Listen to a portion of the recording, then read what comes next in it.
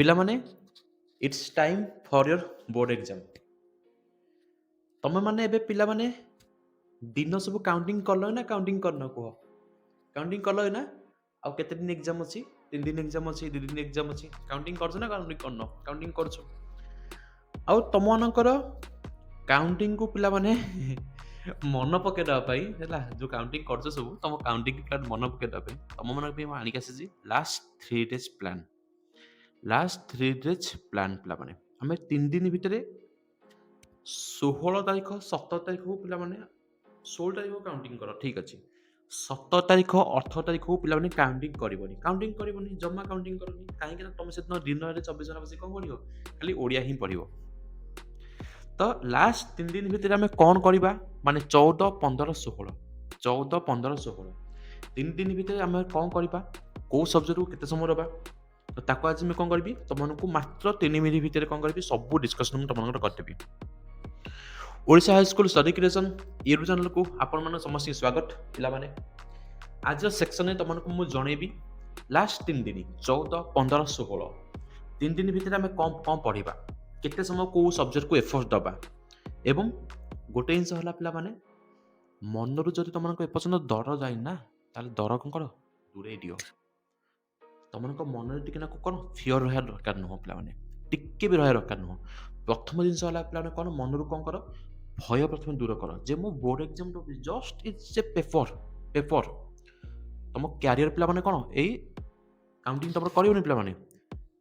ମୁଁ କଥା ବୁଝିପାରୁନ? ତେଣୁ ମନରେ ଯେଉଁ ଭୟ ଅଛି ବୋର୍ଡ଼ ଏକ୍ଜାମ୍କୁ ନେଇକି ତାକୁ କ'ଣ ତମେ ଫାଷ୍ଟ ଦୂରେଇ ଦିଅ।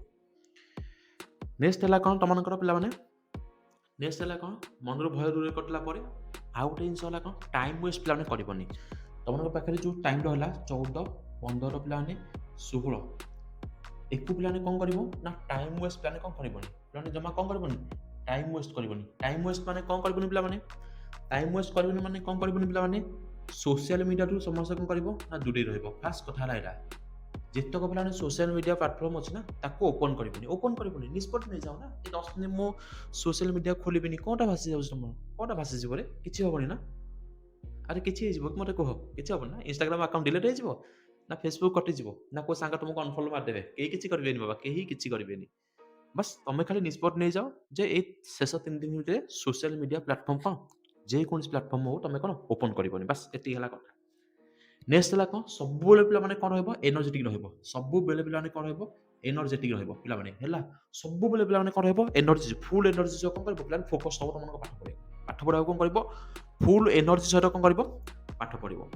ତାପରେ ନେକ୍ସଟ କଥା ହେଲା ପିଲାମାନେ, ଆଟଲିଷ୍ଟ ପିଲାମାନେ 6 ଘଣ୍ଟା ଶୋଇବ। ଆଟଲିଷ୍ଟ ଆମେ ଟୋଟାଲ କ'ଣ କରିବା ନା 6 ଆୱାର୍ସ ଯେମିତି ହେଲେ ବି ଆମକୁ ମେଣ୍ଟେନ୍ କରିବାର ଅଛି ଆମେ ଶୋଇବା ପାଇଁ।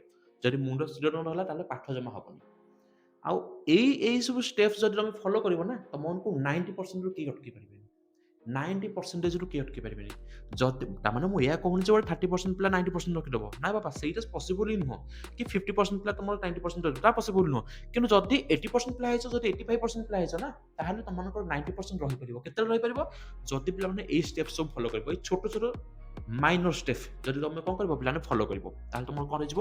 ଆରାମସେ 90% ବାଜିଯିବ। ଆରାମସେ 90% ବାଜିଯିବ ପିଲାମାନେ। ମୋର ବୁଝିପାରୁନ? ଏବେ ତମମାନଙ୍କୁ ଗୋଟେ ଜିନିଷ ମୁଁ କହୁଛି, ଏବେ ବି ଯେଉଁମାନେ ଟ୍ୟୁସନ୍ ଯାଉଛ ନା, ଯାହାମାନଙ୍କ ଘରେ ମାନେ କ'ଣ କରୁଛନ୍ତି, ଫୋର୍ସ କରୁଛନ୍ତି ଯାଅ ପିଲାମାନେ ଟ୍ୟୁସନ୍ ଯାଉନି ବାପା, ଟ୍ୟୁସନ୍ ଯାଉନି। ଏଇ 3 ଦିନ ଯାଇ କ'ଣଟା କରିଦେବ ମୋତେ କହନି? ପିଲା ଟ୍ୟୁସନ୍ ଯାଇ କ'ଣ କରିଦେବ? ଟାଇମ୍ ହେଲାଣି ତମର ସେଲ୍ଫ ଷ୍ଟଡିଟା ତମର 15 ଦିନ ତଳୁ ଆରମ୍ଭ ହେଲାଣି। ତମେ ଯଦି ଏବେ ଯଦି ଟ୍ୟୁସନ୍ ଯାଉଛ, ତମମାନଙ୍କୁ ମୁଁ ଆଉ କ'ଣ କହିବି? ଟ୍ୟୁସନ୍ ସମ୍ପୂର୍ଣ୍ଣ ଭାବେ ବନ୍ଦ କରିଦିଅ। ସମ୍ପୂର୍ଣ୍ଣ ଭାବେ ଟ୍ୟୁସନ୍ ବେଳା ବନ୍ଦ କରିଦିଅ। ଘରେ ବସି କ'ଣ କର? ସବୁ ସବଜେକ୍ଟକୁ ଇକ୍ୱାଲ୍ ଭାବେ ପଢ଼ିବ। 14, 15, 16ରେ ପିଲାମାନେ ତମମାନଙ୍କର ଯେତକ ବି ପିଲାମାନେ ୱିକ୍ ସବଜେକ୍ଟ ଅଛି, କ'ଣ ଅଛି ପିଲାମାନେ? ୱିକ୍ ସବଜେକ୍ଟ ଆସିଗଲା। ଇଂଲିଶ ଆସିଗଲା ପିଲାମାନେ, ମୁଁ ଜାଣିଛି ୱିକ୍ ସବଜେକ୍ଟ। ମ୍ୟାଥମେଟିକ୍ସ ଆସିଗଲା ପିଲାମାନେ ୱିକ୍ ସବଜେକ୍ଟ। ତାକୁ ପିଲାମାନେ ଦେଇଦେବ 1.5 ଘଣ୍ଟା। ମ୍ୟାଥମେଟିକ୍ସ ଦେଇଦେବ ପିଲାମାନେ 1.5 ଘଣ୍ଟା। ବୁଝିପାରୁଛ? ନେକ୍ସଟ କ'ଣ ହେଲା? ହିଷ୍ଟ୍ରି କିମ୍ବା ଜୋଗ୍ରାଫି ତମର ଆସିଗଲା, ତାକୁ ଦେଇଦେବ ପିଲାମାନେ 1.5 ଘଣ୍ଟା। ଦିଅ, ଏବେ ଟାଇମ୍ ଦିଅ। ଏବେ ଏଇ 3 ଦିନ ଭିତରେ ନା ସବୁ ସବଜେକ୍ଟକୁ ଟାଇମ୍ ଦେବ। ସବୁ ସବଜେକ୍ଟକୁ କ'ଣ କରିଦେବ ପିଲାମାନେ? କ'ଣ ଦେବା? ଆମେ ଇକ୍ୱାଲି ଟାଇମ୍ ଦେବା। ଯଦି ପାରୁଛ ନା, ଓଡ଼ିଆକୁ ଟିକେ କମ୍ ଟାଇମ୍ ଦିଅ। ଓଡ଼ିଆକୁ ଏବେ ଟିକେ କ'ଣ ଦିଅ? କମ୍ ଟାଇମ୍ ଦିଅ। ଓଡ଼ିଆକୁ ହିଁ ଦିଅ। କାହିଁକି? ତମମାନଙ୍କର 17 ଆଉ 18 ଆମେ କ'ଣ କରିବା ପିଲାମାନେ? ତମମାନଙ୍କର 17ରେ ଯଦି ମୁଁ କହିବି ତମମାନଙ୍କର ଓଡ଼ିଆ ଗ୍ରାମାରକୁ ତମେ ଫୋକସ୍ କରିପାରିବ। ଓଡ଼ିଆ ଗ୍ରାମାରକୁ ଫୋକସ୍ କରିପାରିବ। PYQର ଯେତକ MCQ ଅଛି ତାକୁ ଦେଖିପାରିବ। PYQର ଯେତକ MCQ ଅଛି ତାକୁ ଦେଖିପାରିବ। ପରୀକ୍ଷାର ପ୍ରଶ୍ନର ଯେତକ MCQ ଅଛି ତାକୁ ପିଲାମାନେ ଦେଖିପାରିବ ଏବଂ କବି ପଢ଼ିଛ, କବି କିମ୍ବା ଲେଖକ ପଢ଼ିଛ ତାକୁ ପିଲାମାନେ କଣ ଦେଖିପାରିବ ଏବଂ ତମର 18 ତାରିଖରେ ଆରାମସେ ପିଲାମାନେ ଏସେ ଆଉ ଲଙ୍ଗ କୋଶ୍ଚିନ୍ ତମର କଣ ଦୀର୍ଘୋତ୍ତର ହେଲା କି ସର୍ଥ ହେଇଗଲା କି ସାରାଂଶ ହେଇଗଲା ସବୁ ପିଲାମାନେ କଣ ଦେଖି ଯାଇପାରିବ। ହବ ନା ହବନି? ହବ ନା ହବନି? 17, 18 ତମମାନଙ୍କ ପାଖେ ଯେତିକି ଟାଇମ୍ ଅଛି ସେତକର ପିଲାମାନେ ଏନଫ୍ ଟାଇମ୍ ତମମାନଙ୍କୁ କଣ ପିଲାମାନେ ବୋର୍ଡରେ ଓଡ଼ିଆରେ ଆଟଲିଷ୍ଟ 95% ରଖିପାରିବେ ଓଡ଼ିଆରେ ମୁଁ କହୁଛି। ତେଣୁ 17, 18 ତାରିଖକୁ ଆମେ ଓଡ଼ିଆ ଫୋକସ୍ ଦବା କିନ୍ତୁ 14, 15, 16 ମାନେ ଆଜି ରିସେଣ୍ଟଲି ମୁଁ ତୁମକୁ ଯୋଉ କହୁଛି 14, 15, 16 ଏକୁ ପିଲାମାନେ ଆମେ କଣ କରିବା ନା ଆଉ ବାକି ସବଜେକ୍ଟ ଯେତକ ରହିଲା ତମମାନଙ୍କୁ ୱିକ୍ ସବଜେକ୍ଟ ଘୋଷା ସବଜେକ୍ଟ ତାକୁ କଣ କରିବା ପିଲାମାନେ ଟାଇମ୍ ଦବା। ଲାଇଫ୍ ସାଇନ୍ସ ହେଇଗଲା, ଫିଜିକାଲ ସାଇନ୍ସ ହେଇଗଲା। ପୁରା ବୁଝିପାରୁଛ? ସାଂସ୍କ୍ରିଟ ଦେଖନି, ସାଂସ୍କ୍ରିଟ ଦେଖିକି ଲାଭ କଣ? ସାଂସ୍କ୍ରିଟ ତମର ପାଇଁ ଏକ୍ସାମ ଭିତରେ ଗ୍ୟାପ୍ ଅଛି। ସାଂସ୍କ୍ରିଟ କେବେ ଦେଖନି, ସାଂସ୍କ୍ରିଟ କେବେ ଜମା ଦେଖନି। ଇଂଲିଶ ଦେଖ ପିଲାମାନେ, ମ୍ୟାଥ ଦେଖ, ହିଷ୍ଟ୍ରି ଜୋଗ୍ରାଫି ଦେଖ। ଯଦି ପାରୁଛ ସାଇନ୍ସ ମଧ୍ୟ କଣ କରିବ ପିଲାମାନେ ଏବେ ବି 1.5 ଘଣ୍ଟା ଦେଇପାରିବ। 1.5 ଘଣ୍ଟା ଭିତରୁ ପ୍ଲାନ୍ ଟାଇମିଂ କରିଦବ। ଟାଇମିଂ କରିଦବ କଣ? ନା ସାର୍ ମୁଁ 45 ମିନିଟ୍ ଦେବି କାହାକୁ ଫିଜିକାଲ ସାଇନ୍ସ କି ଆଉ ବାକି ସମୟ ଦେବି କାହାକୁ ଲାଇଫ୍ ସାଇନ୍ସ କି କିଛି ଅସୁବିଧା ନାହିଁ ଆରାମସେ ହେଇପାରିବ। ବୁଝିପାରୁଛ ବୁଝିପାରୁନ? ତେଣୁ ଏବେ କଣ କର ନା ତମେ ଟାଇମ୍ ଡିଷ୍ଟ୍ରିବ୍ୟୁସନ ତମେ ନିଜେ କର। 14, 15, 16 କଣ କର ପିଲାମାନେ ତମ ଟାଇମ୍ ଟେବୁଲ ତମେ ନିଜେ କର। ଯାହାଫଳରେ ଆମେ କଣ କରିବା ତମମାନଙ୍କ ଯେତକ ୱିକ୍ ସବଜେକ୍ଟ ଅଛି ତାକୁ କଣ କରିବା ପିଲାମାନେ ଏବେ ଇକ୍ୱାଲି ଦେଖିପାରିବା। ଓଡ଼ିଆ ଆଉ ସାଂସ୍କ୍ରିଟ ଛାଡ଼ିକି ଓଡ଼ିଆକୁ ନ ଦେଖିଲେ ଚଳିବ। ଯଦି ପାରୁଛ ରାତିରେ ଶୋଇଲା ପୂର୍ବରୁ ଟିକେ ନାକୁ ଖାଲି ଗ୍ରାମାର ଦେଖିଦିଅ। 14 ତାରିଖ ରାତିରେ କଣ କରିବ ଖାଲି ଗ୍ରାମାର ଦେଖିଦବ। 15 ତାରିଖ ରାତିରେ ଶୋଇଲା ବେଳକୁ କଣ କରିବ ପିଲାମାନେ MCQ କିଛି ଦେଖିଦବ। ଆଉ 16 ତାରିଖ ରାତିରେ ଶୋଇଲା ବେଳକୁ କଣ କରିବ କିଛି କବି ପଢ଼ିଛ ଲେଖକ କିମ୍ବା ସାରାଂଶ କିଛି ପଢ଼ିଦବ। ତାପରେ 17 ତାରିଖ ପିଲାମାନେ 18 ତାରିଖ କଣ କରିବା ଆମେ ନିଟିଂ କଣ କରିବା ପିଲାମାନେ ଓଡ଼ିଆ ପଢ଼ିବା। ବୁଝିପାରିଲ ନା ବୁଝିପାରିଲନି ପିଲାମାନେ? ବୁଝିପାରିଲ ନା ବୁଝିପାରିଲନି? ଏଇ ପ୍ଲାନିଂରେ କଣ କରିବ ପିଲାମାନେ ନିହାତି ଭାବେ ପାଠ ପଢ଼ିବାକୁ ଚେଷ୍ଟା କରିବ। ଆଉ ଗୋଟେ ଜିନିଷ ହେଲା ପିଲାମାନେ କଣ ଆଉ ଗୋଟେ ଜିନିଷ ହେଲା ପିଲାମାନେ କଣ ଗୋଟେ ଏକ୍ସାମ ପେପର ସିଟ୍ ତମମାନଙ୍କ କ୍ୟାରିୟର କେବେ କଣ କରିବନି ଡିସାଇଡ୍ କରିବନି। ଏଇଟା ମନେ ରଖିଥାଅ। ଗୋଟେ ଏକ୍ସାମ ପେପର ସିଟ୍ ତମମାନଙ୍କ କ୍ୟାରିୟର କେବେ କଣ କରିବନି ଡିସାଇଡ୍ କରିବନି। ତେଣୁ ଏକ୍ସାମରେ ପିଲାମାନେ ଯଦି ଖରାପ ହେଇଯାଉଛି ବାଇଚାନ୍ସ ମନେକର ଏକ୍ସାମରେ କଣ ହେଲା ଖରାପ ହେଇଗଲା ନା ତାହେଲେ ଭାଙ୍ଗି ପଡ଼ିବନି ପିଲାମାନେ। ନିଶ୍ଚିତ ଭାବେ ତମମାନଙ୍କ ଏକ୍ସାମ କଣ ହବ ଆଗାମୀ ଏକ୍ସାମ କିପରି ଭଲ ହବ ସେଥିପାଇଁ ପିଲାମାନେ ଫୋକସ୍ ରଖିବ। ମୋର ଏଇ ଛୋଟ ଉଦ୍ୟମ ଥିଲା ତମମାନଙ୍କୁ ପିଲାମାନେ ଆଜିର ସେକ୍ସନରେ ତମମାନଙ୍କୁ ଲାଷ୍ଟ 3 ଦିନ ଭିତରେ ଆମେ କଣ କରିବା ଲାଷ୍ଟ 3 ଦିନ ଭିତରେ ତମମାନଙ୍କର 17 ତାରିଖ 18 ତାରିଖ ଯାଉନି ଏତିକି ମନେ ରଖ।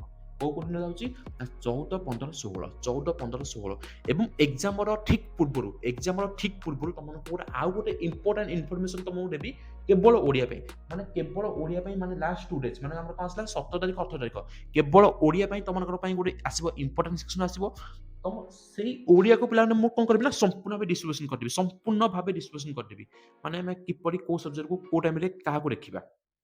ମୋ କଥା ବୁଝିପାରୁଛ ନା ବୁଝିପାରୁନ ପିଲାମାନେ? ତ ବହୁତ ଦମଦାର ସେକ୍ସନଟି ରହିବ ପିଲାମାନେ ଏବଂ ଆଶା କରୁଛି ତମମାନଙ୍କୁ ଏଇ ସେକ୍ସନଟି ପିଲାମାନେ ଭଲ ଲାଗିଥିବ। ଯଦି ଭଲ ଲାଗିଛି ନା ଗୋଟେ ଲାଇକ୍ ତ ନିଶ୍ଚିତ ଭାବେ କରିବ ପିଲାମାନେ ଏବଂ ସାଙ୍ଗମାନଙ୍କ ପାଖକୁ ସେୟାର କରିଦିଅ। ସାଙ୍ଗମାନଙ୍କ ପାଖକୁ ସେୟାର କରିଦିଅ ଯାହାଫଳରେ ତମମାନଙ୍କ ମାର୍କ ଆହୁରି ଡବଲ ହେଇଯିବ। ଡବଲ ହବ ହିଁ ହବ। ସାଙ୍ଗମାନଙ୍କ ପାଖକୁ ସେୟାର କର, ଚ୍ୟାନେଲକୁ ସବସ୍କ୍ରାଇବ କର ଆଉ ଭିଡ଼ିଓଟାକୁ ଲାଇକ୍ କର। ତମମାନଙ୍କୁ ଯଦି ଓଡ଼ିଆରେ ଯଦି ଆଶା ରଖିଥିବ 80 ରହିବାକୁ ନା ଦେଖିବ ଅଟୋମେଟିକାଲି 90 ହେଇଯିବ। ଅଟୋମେଟିକାଲି 90 ହେଇଯିବ। କର ସାଙ୍ଗେ ସାଙ୍ଗେ କଣ କର ଚ୍ୟାନେଲକୁ ସବସ୍କ୍ରାଇବ କର କର ସାଙ୍ଗେ ସାଙ୍ଗେ କର ହେଲା ବସିଛ କାହିଁ ସାଙ୍ଗେ ସାଙ୍ଗେ ସବସ୍କ୍ରାଇବ କର ତାପରେ କଣ ଭିଡ଼ିଓଟି କାଟିବ।